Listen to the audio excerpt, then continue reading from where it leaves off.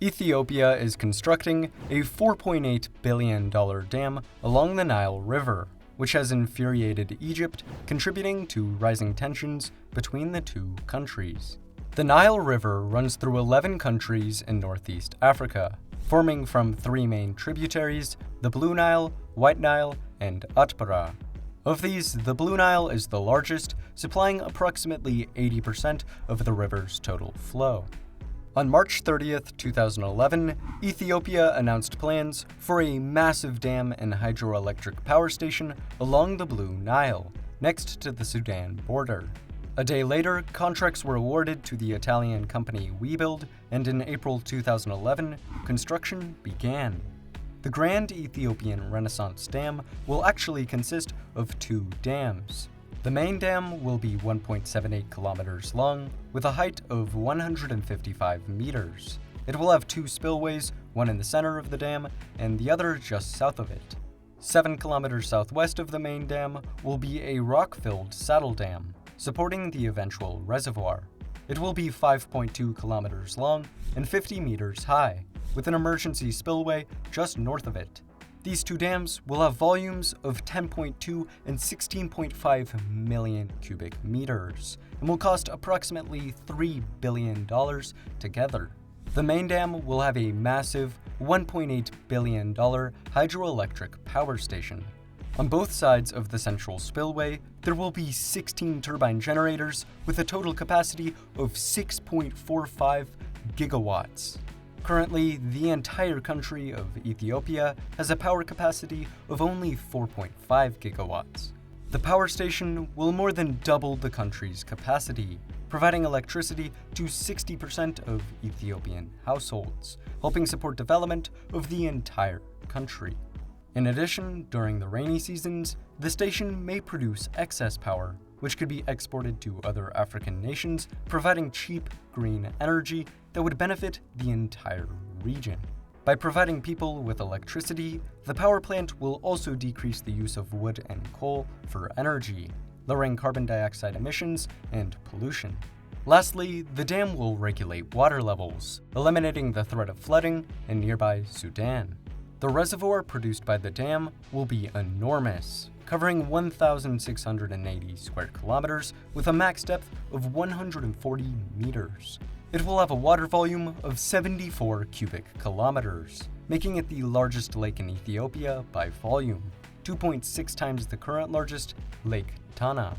The GERD reservoir will create 5,000 square kilometers of new agricultural lands, and once established, will allow for the harvest of 7,000 tons of fish a year. Unfortunately, it will displace around 20,000 people, but relatively, this is not bad. Finally, the lake could become a major tourist attraction. From this information, the Grand Ethiopian Renaissance Dam sounds amazing. However, there are some major issues involved with it. The Nile River is the lifeblood of Egypt. 90% of Egypt's fresh water comes from the Nile, and 95% of its population, or 97 million people, live along its banks. These 97 million people, along with Egypt's economy, rely on the farmland that the river irrigates. In addition, 4 hydropower stations sit along the river, contributing over 10% of Egypt's power production. To fill Ethiopia's GERD reservoir, a portion of the Blue Nile's flow will have to be held back. The GERD reservoir will have a volume of 74 square kilometers. The average annual discharge of the Blue Nile is 52.6 square kilometers. This means that if all the river's water was held back, it would take 1.4 years to fill the reservoir. Obviously, though, Ethiopia would not do this. The reservoir would likely be filled between 5 and 15 years. During this time span, less water will move downstream. Decreasing the flow will lower water levels in Egypt, irrigating less crops. In addition, decreasing the flow will lower the electricity generated from Egypt's hydropower stations. This is a problem. To counteract this shortage, Egypt could release extra water from Lake Nasser through the Aswan dams. However, Egypt rightfully does not want to drain its largest water supply to make up for its neighbor's grand ambitions. Because of this, it strongly opposes the project. Prior to its announcement in 2011, the Ethiopian government kept the dam a secret, calling it Project X. It announced the project, awarded contracts, and started construction without consulting either Egypt or Sudan. Egypt was outraged. It immediately sourced the 1929 Nile Waters Agreement, a treaty between Egypt and colonial Britain that gave Egypt the right to veto any project higher up the Nile that would affect its water share. It also sourced the 1959 agreement between Sudan and Egypt, which gives the two countries the rights to 55 and 18 billion cubic meters of water a year. These treaties are pretty outdated though, and Ethiopia was not even part of them. Over the past couple of decades, Ethiopia, along with some other southern Nile countries, have tried to sign new deals. However, Sudan and Egypt have refused, stating that the new deals violate the 1959 agreement. Frustrated, Ethiopia ignored Egypt's complaints and continued construction. Egypt, in response, hinted at the potential use of its military to destroy the dam. On June 3, 2013, Egyptian political leaders suggested methods to destroy the dam, while unknowingly on live television. Ethiopia was bewildered. Since then, relations have been low. In January 2014, Egypt left negotiations over the dam, stating that Ethiopia was refusing to change its demands. In August 2014, Ethiopia, Sudan, and Egypt agreed to a meeting between the countries. However, 6 years and over a dozen talks later, and no solid agreement has been made. Sudan, unlike Egypt, is in more of a neutral position. It relies less heavily on the Nile, and the dam would actually benefit it in many ways by reducing flooding and silt deposits.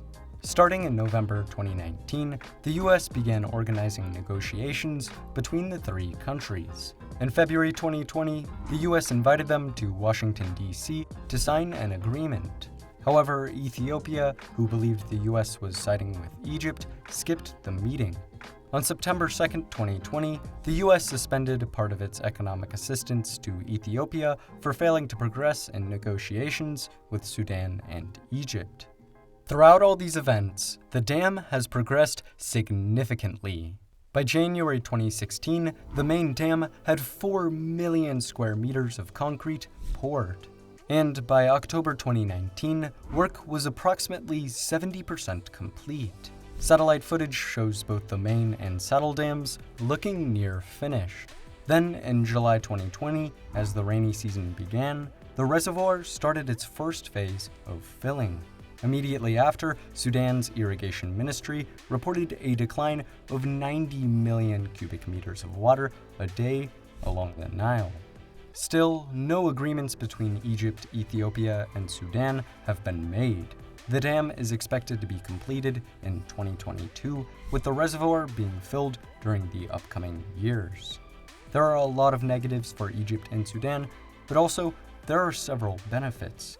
Over time, dams slowly retain silt, which builds over time and gives them limited lifespans. Ethiopia's dam will retain massive amounts of silt, preventing it from moving downstream, increasing the useful lifespans of the dams in Sudan and Egypt.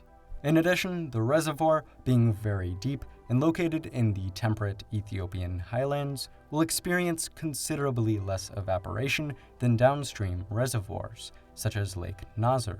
If more water is stored in the GERD reservoir than downstream ones, Egypt's water supply could actually increase by 5%.